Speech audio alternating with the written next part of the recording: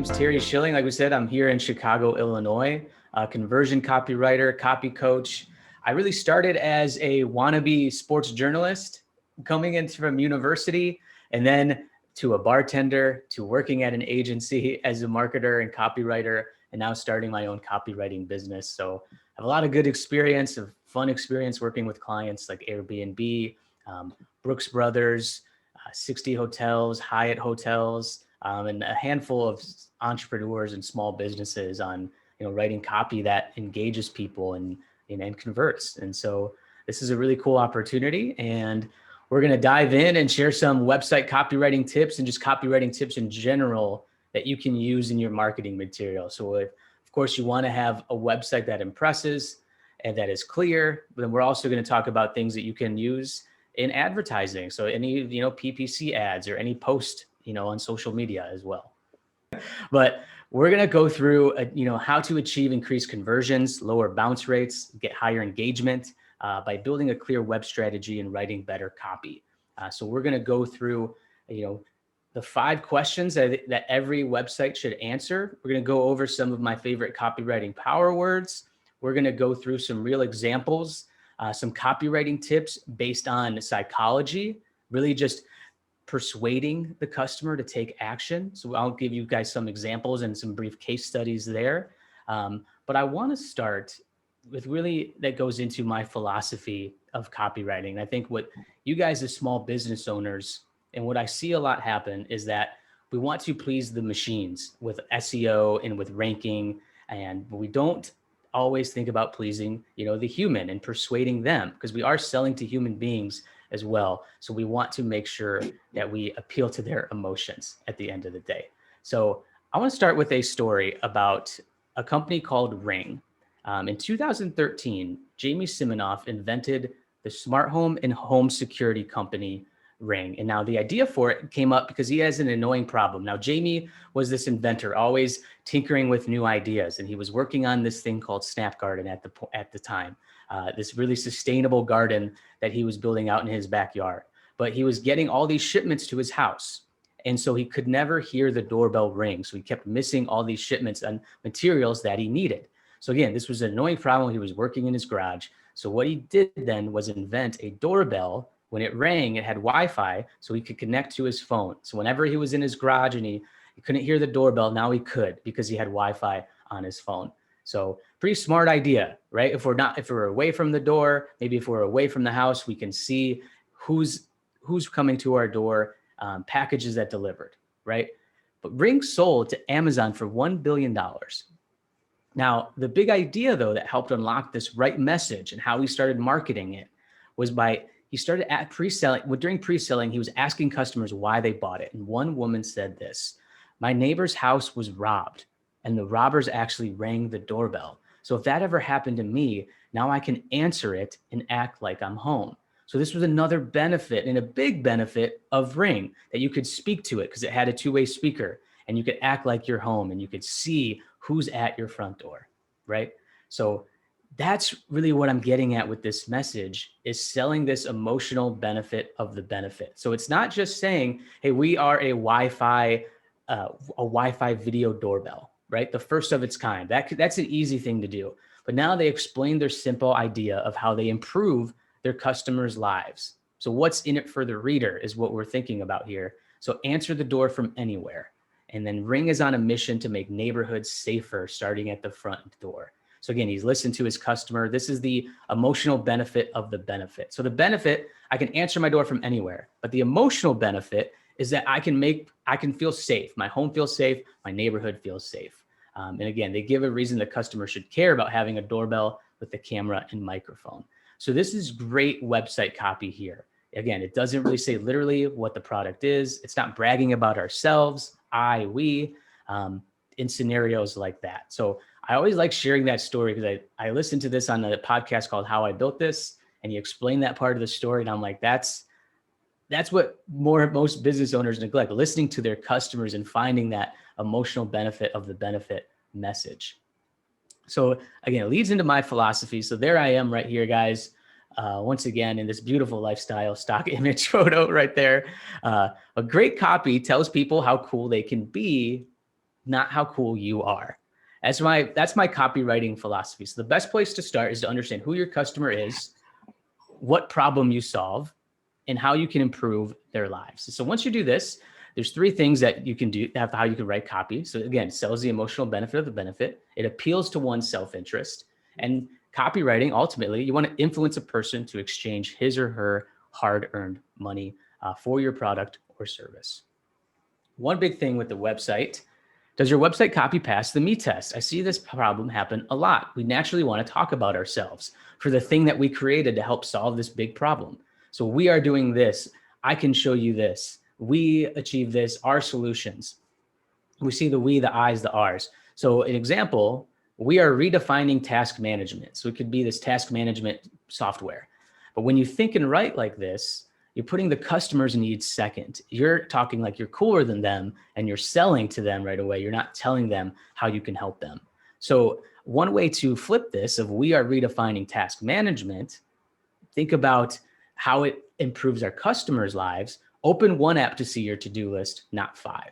So it answers an objection as well right there. So an exercise that you guys can do if you look at your website after this presentation, or if you have it on the separate screen, I don't care, it's okay. Replace me statements with we, I, or are with you or your statements. So you could say, I show you how to, or you could change that to discover how to achieve XYZ results. So we're talking to them at that point. And I want to share this example from Squarespace, because one thing I like to say when I work with clients and when we're trying to find their unique value proposition and write website copy is challenge the reader to think differently. So sell the dream results, not the product or service. And Squarespace, they are a website platform. They help you build websites very easily, quickly. So it doesn't just sell a tool to make a website. They give people a way to make their big ideas a real thing. So look at this headline here. A website makes it real, right? I know a lot of people know what Squarespace is, but just that, it triggers these emotions. And it was a great campaign that they did. They showed all these other small businesses. Obviously, here's a Korean American cuisine restaurant. But I always like sharing that example when it comes to effective website copy. So I talked about this in the beginning here, everyone. 5 things I look for in a website when I get there, when I land on it. Right? So before your site or new offer goes live, write down the answer to these 5 questions, because this will help you write clear, compelling copy. Think about, who are you helping? What is the problem you're solving? Right? So who are you helping? Are you helping, busy entrepreneurs, C-suite executives, new mothers, right? Female entrepreneurs? What is the problem you're solving for them? And what is the wow transformation? So what does that new life look like? How is their life going to improve? Similar to Squarespace, the website makes their dream come true, right? Why should I choose you? So talk about why you're unique and why you can help get the job done. And then ultimately explain clearly how they can take the next step. What do you want them to do? Those are the big things. So 4 of the most impactful words in copywriting. And guys, we're going to touch on those things as well throughout the website, those 5 questions. And when we do the website review, teardown audit of a couple websites that you guys generously chose, is that I want you guys to review my website. So I'm going to go through one and then a couple others to show you some examples of this. So stay tuned for after this presentation, and you guys can kind of see the thought process. And we definitely recommend that you guys engage and participate as well and help come up with some ideas, because I know you may not want to hear my voice for the next hour all the time, right? So let's get to the 4 of the most impactful words in copywriting. So you is great for headlines, for subject lines and emails, for your PPC ads, because again, you're putting the focus on the customer. And there was a Yale study. Yale is a prominent university in America, on the East Coast of America, where they ran a study that you is the most influential word in advertising. Because again, when you say like get your, or your, all these, like these words, it's so important because we're putting the customer in the frame of mind. Now I can imagine what's happening to me in that case. So 2 is new. So new is simple. We all like something novel. We all like getting a rush of dopamine, even from some of our favorite brands. If we see new in the headline or in the subject line, we're more inclined to pay attention and to click and take action. So if you're promoting something, or if you've discovered this new way to solve a problem, say that literally, new way to solve XYZ. It's a very influential word in copywriting. Number 3, imagine. This is arguably my favorite one, because really it tells you that a mini story is coming. And when you say the words like, imagine being on a roller coaster, right? I mean, just something like that, even when we're storytelling, or imagine waking up every morning and having a clear idea, what to do on your to-do list, or imagine waking up feeling rejuvenated, right? Now you can use some visual words there, but the word imagine just puts them front and center in the story. They're coming along for the ride when you start a sentence with the word imagine. And the word free, that's pretty simple, everyone. We all like free things, right? So when we say something free, like we immediately just think that this is going to be maybe beneficial for us, and it's just a prominent word to use, especially in subject lines. If you're hosting a free webinar, free download, it's a really small barrier of entry for people to really take action. So I definitely wanted to share those 4 words with everyone there. Now, we're getting into some website copywriting tips, everyone. And we're going to start with the homepage, because if we want people to stay on your website, you have to impress on your homepage. And even if you are running digital ads and people go to a sales page, these people will do their research. Customers will go online and they'll look at you in the search engines and they'll find your website. So you want to have a clear homepage. So what you don't want to do, we'll start with the bad news first. You don't want to greet your new visitors with blocks of text, right? Tons of text. You're like, wow, this is strenuous on the eyes. I have to read all of this right now. A confusing headline like Powerhouse Solutions for XYZ. No clear call to action, right? There's nothing there for me to do. I'm just reading all this text. Or images and links that distract them from your goal. So what do you want them to do? Are there just going to be a bunch of images popping up, a video auto playing that's going to distract me from trying to figure out why I should buy from you, right? Those are some things not to greet your new visitors with right away. And I recommend too, this next one, if you're the face of the brand. So if you have a company name, or if you use your personal brand name, have your face front and center and visible at the top of your homepage. Because if they hear about you, so if someone hears about Terry Schilling and they go to my website, I want them to see me like, okay, they came to the right place. And even if you have your company name is something different than your name, you show yourself though, that you are that face of that brand. So just want to recommend that. We talked about this a little bit, guys. Describe a transformation. So think if they come to your website and immediately want to know what's in it for me. So sell that emotional benefit of the benefit. And then what is the ideal action you want visitors to take? So think about what you want them to do. A lot of small business owners, and they start their website and they don't really necessarily focus on the call to actions here. They just say maybe browse my portfolio, or read more about me, or get your offer. But what do you want them to do to help them take this journey to becoming a customer? Do they want to browse your inventory, start shopping, subscribe to an email list? And use clear call to actions for what to do next. Like go here, start here. Maybe necessarily learn more. It just sounds like there's a lot more to do. There's a lot more reading to do. So if you say something like go here or get this, that's just being more clear of what they can do and what they're going to receive once they click that call to action button. Now I want to talk about how to know what copy to write. So this is a great place to start. If you're new to copywriting and you're not sure how to get started, it's really about the research, and it doesn't have to be as strenuous as you think. It's just really having a deeper understanding of who your dream customers are.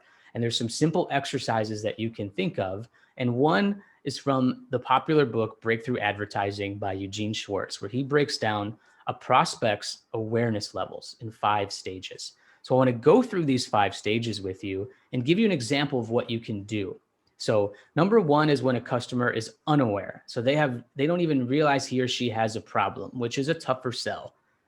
But if they are unaware of, your product and your solution, you can get their attention by telling a story.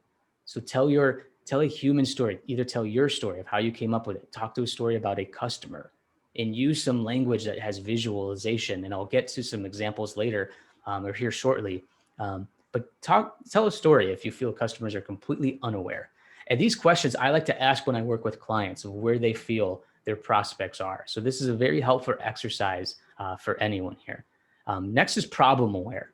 So they know they have a problem, but they don't necessarily fully understand it yet, right? So it just could be like, I'm hungry, but they don't really know where to go, right? So challenge them with the secret. So here's the best way to fulfill your appetite fast, right? Here's the real reason why, or how XYZ gets desired goal would be an example there. Solution aware. So the prospect knows there is a solution like yours, but not sure who to trust. So use the proven method of state the problem and offer a solution and why it works. So there's a popular formula called the PAS formula, PAS, where you state a problem that your customers have. Like, are you tired of like losing sleep every night, or like not having a great night's rest, and then agitate that problem. And you could talk about how, 60% of human beings, suffer from insomnia. And I'm making these stats up, but you're agitating that problem. You're letting them know that there's other people who are looking for solutions. And then you offer a solution and then why it works. So if they're solution aware, again, they know their solution, but they want to make sure they're going with the right person.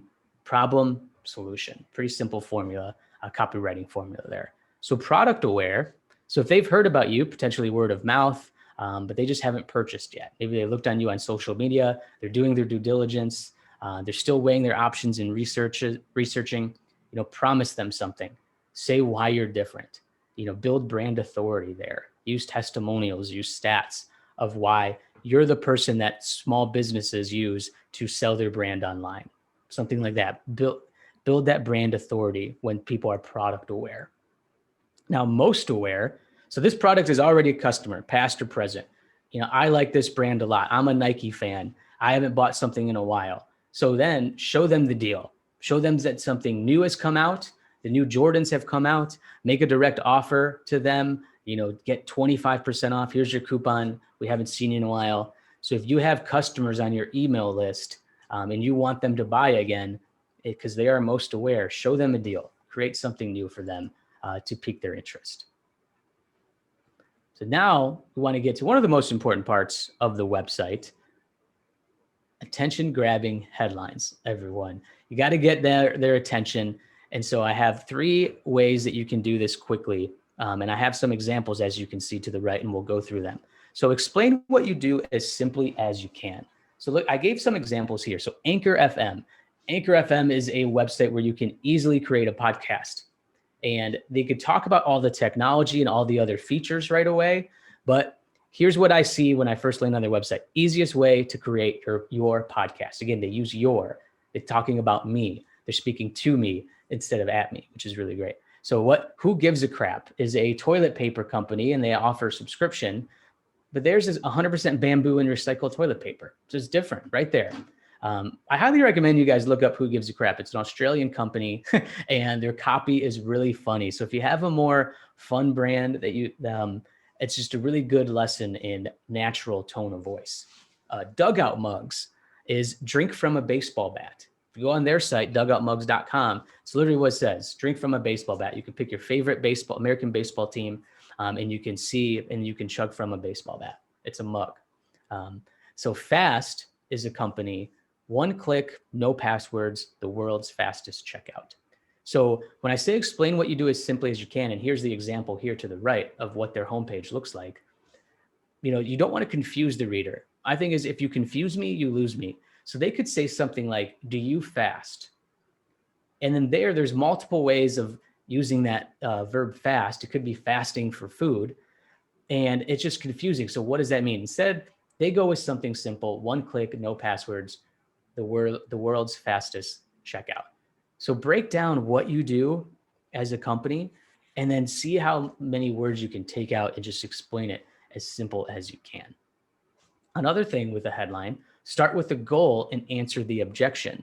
So if the goal is you're selling this, if you're selling meals from, master chefs that people can just easily cook at their home or heat up, I want a good meal, but I don't want to cook completely. Don't want to spend my whole night cooking. Get MasterChef meals at home without cooking. So it could be a delivery service where you order it pre-made meals. I want to grow my hair back, but embarrassed to ask the doctor.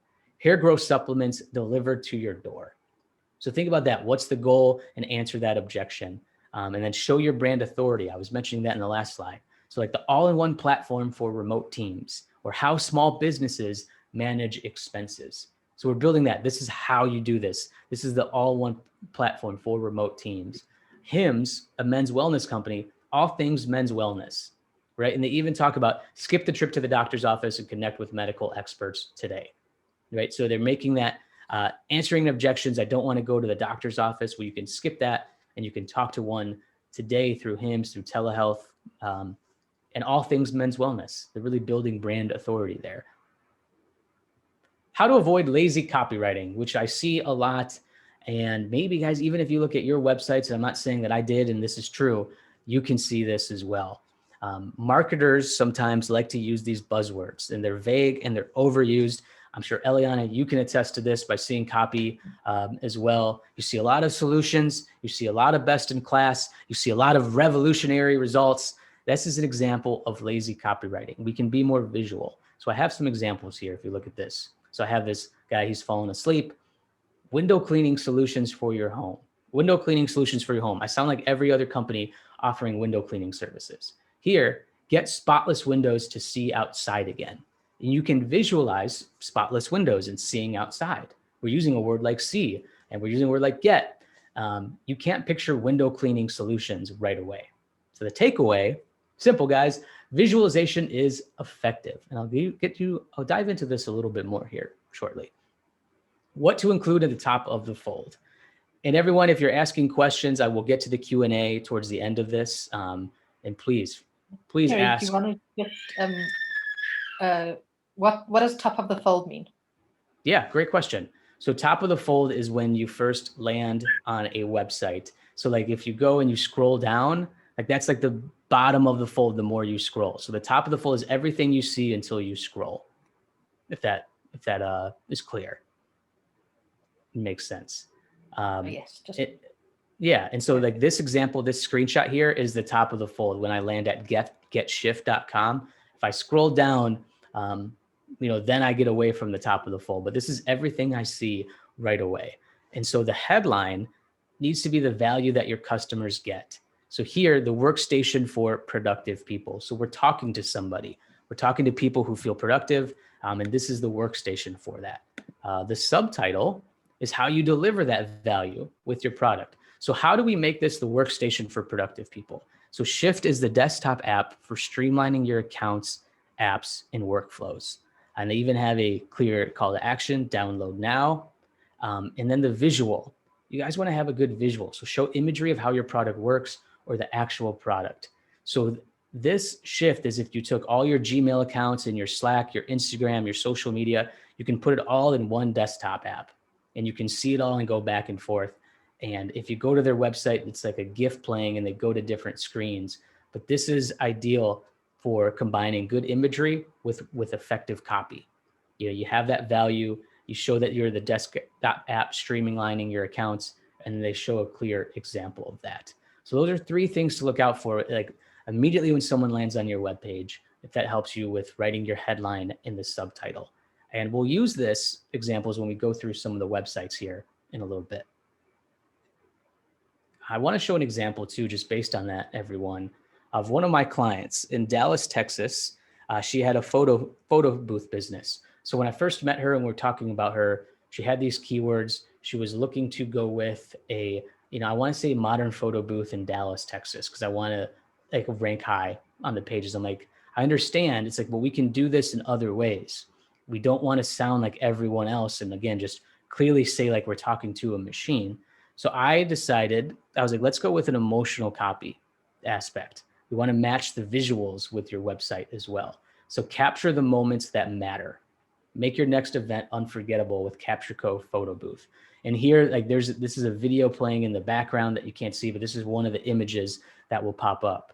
So it matched the imagery of the event that they're at. They showed the photo booth, but again, we went for that emotional benefit of the benefit. So again, I feel like I'm saying this a lot. I feel like we should raise a toast every time I say it, guys. But capture the moments that matter. So the benefit is you get this photo booth for my event. This is what I'm looking for. But now I can capture all the moments that mean a lot to me and to my guest, and they can take home too. So as you see down here, the homepage bounce rate went from 57% to 39%, which was like really substantial drop. Really proud of that.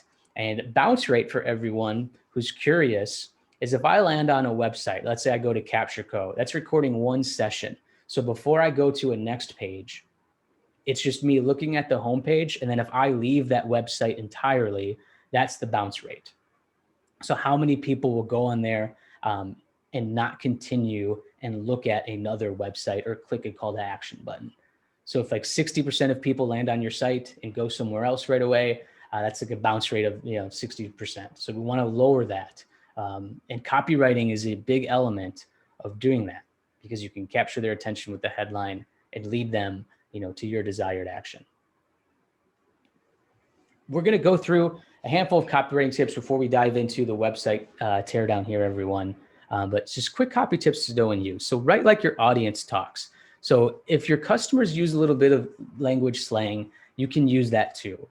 And really think of common phrases that you use describing your brand and include that in your copy. Read reviews, do customer surveys from time to time, and see how customers are talking about your brand and use that in your copy. So this next one, if a customer leaves a review saying, I Googled natural pain relief and I was so happy I found this, you can write on your homepage, stop Googling for natural pain relief, you found it, or you're in the right place. You can take that and use that as copywriting on your website. I do this a lot with projects that I work on and even my own materials, and I find it very effective. Ask a question. Very simple. I've seen this happen on a lot of websites, and it's smart because questions, they open up this loop in our head that we naturally want to close. It personalizes our reaction to it. So are you looking to get a beautiful website? Are you looking to have an immaculate lawn and garden, right? Asking that question, it's like, well, the question, probably yes, right? Or it's like, are you tired of XYZ? That power of that question mark will get people to continue to read because again, we want to close this loop in our head. This next one, use real numbers instead of percentages. I always like telling people this one because we relate better when we say 7 out of 10 people approve of our product compared to 70% of customers approve. Because 7 out of 10 people, 8 out of 10, we can visualize that more than a percentage. And this last one, read your copy out loud. Eliana, you could probably attest to this from a copy editing standpoint. And everyone, it may sound weird, but if you write your copy on your website, go ahead and read it out loud to yourself. Maybe even share it with a friend or family member. But read your copy out loud because then you can really get an idea of, does this sound natural? Does it feel like I'm having an actual conversation? Are there any grammar mistakes? Am I really sounding too stuffy? I do this all the time and I recommend it. Can't recommend it enough for that quick copywriting tip to read your copy out loud, everyone. Here, we'll get into some fun stuff. Copy tips to help you communicate successfully. Now, these can use across all your marketing, everyone, all right? But so use active voice versus passive voice. Active voice and verbs, they have the person or thing do the action. You're sounding strong. You're sounding confident with active voice. Passive voice, you can imagine you're talking weak and you sound less confident. So some examples here, our hair supplement helped 9 out of 10 people get their hair back. Well, if we went active voice, now 9 out of 10 people use hymns to successfully grow their hair back. We're using that active voice there. And a quick trick and tip, you can easily revise these weak, dull sentences by searching for and replacing be verbs like are, were, was, am, and replace them with active verbs. Active voice, I know sometimes it makes sense to use passive voice, but when you have that opportunity, look for those verbs like are, were, was, and am, and see how you can flip that to an active voice. Keep it simple. The more understandable it is, the more credible and confident you sound. So don't use a long word when a short word can say the same thing. And this is like editing tips. So when you go back before you hit publish, review and see how you can keep it simple and watch out for adverbs. So adverbs are like, are you really tired? In this example here, finding a match is incredibly easy. Incredibly is that adverb. You're sounding like too much, like you're trying too hard. Finding a match is simple. Clear Clear as day, finding a match is simple. So here, are you really tired of, you can change it to, are you exhausted? Simple, say the same thing, and it's simple and it's easier to read. Cut out a word if you can. An example here, change, you have the ability to change, to, you can change. So have the ability to, you change that to can. Much shorter sentence, we're keeping it simple, we're keeping the story rolling, people are continuing to read and take an action, ideally. Use visualization, we touched on this. M&Ms, melt in your mouth, good visualization there for the candy. Allstate is an insurance company, you're in good hands. So these memorable messages are written in terms of vivid pictures and human actions, because these are, again, these are things that we can visualize. We can visualize something melting in our mouth and not in our hand. And you can write copy to appeal to these senses of the reader. Even words like look, see, feel, smell, smile, like look at this. Can you hear this? We're automatically thinking of like maybe putting our ear closer, right? But we're starting to use visualizations because these are humans' emotions that we can visualize. So they can create textures and sense, even if it's just in the mind of the reader. Examples, made from fresh hand-picked strawberries. Walk in and smell the hickory smoked bacon. Does this sound good? Right? You can lead that to a question and then get to your next point. Cotton as soft as a cloud. These are good visualizations that we can use. And again, in looking at some of the human actions and appealing to these senses as well. When in doubt, tell a story. So here's some tips for telling a story.